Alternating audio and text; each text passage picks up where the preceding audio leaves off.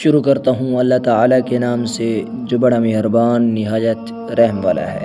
حضرت ابو ہریرہ رضی اللہ تعالیٰ عنہ سے روایت ہے کہ رسول اللہ صلی اللہ علیہ وآلہ وسلم نے فرمایا کہ تم جنت میں نہیں جا سکتے جب تک کہ صاحب ایمان نہ ہو جاؤ، اور تم پورے مومن نہیں ہو سکتے جب تک کہ تم میں باہم محبت نہ ہو۔ کیا میں تم کو ایک ایسی بات نہ بتلا دوں کہ اگر اس پر عمل کرنے لگو تو تم میں باہمی محبت پیدا ہو جائے؟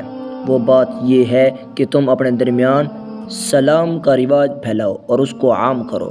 تشریح: اوپر کی حدیثوں سے معلوم ہوا تھا کہ بندہ کے ایمان کی تکمیل کے لیے یہ ضروری ہے کہ اس کو اللہ اور رسول کے ساتھ اور ان کے دین کے ساتھ تمام ما سوا سے زیادہ محبت ہو، اور ان کے سوا جس سے بھی محبت ہو انہی کے تعلق سے اور انہی کے واسطے ہو، اور یہ کہ بندے کا دل خود غرضی سے بالکل صاف ہو، اور اس کا حال یہ ہو کہ جو اپنے لیے چاہے وہی اللہ کے دوسرے بندوں کے لیے بھی چاہے، اور جس چیز کو اپنے لیے پسند نہ کرے اس کو کسی دوسرے کے لیے بھی پسند نہ کرے۔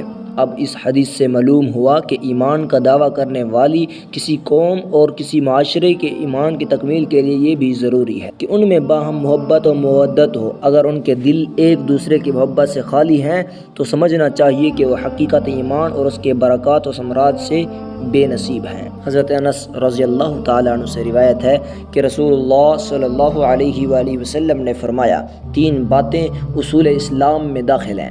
ایک یہ کہ جو شخص کلمہ لا الہ الا اللہ کا قائل ہو اس کے بارے میں زبان کو روکا جائے، یعنی کسی گناہ کی وجہ سے اس کی تکفیر نہ کی جائے، اور کسی بد عملی کی وجہ سے اس کو خارج از اسلام قرار نہ دیا جائے۔ دوسری چیز اصول اسلام میں سے جہاد ہے۔ وہ اس وقت سے جاری ہے جب مجھے اللہ نے رسول بنا کر بھیجا، اور اس آخری زمانہ تک جاری رہے گا جب کہ اس امت کا آخری طبقہ دجال سے جنگ کرے گا۔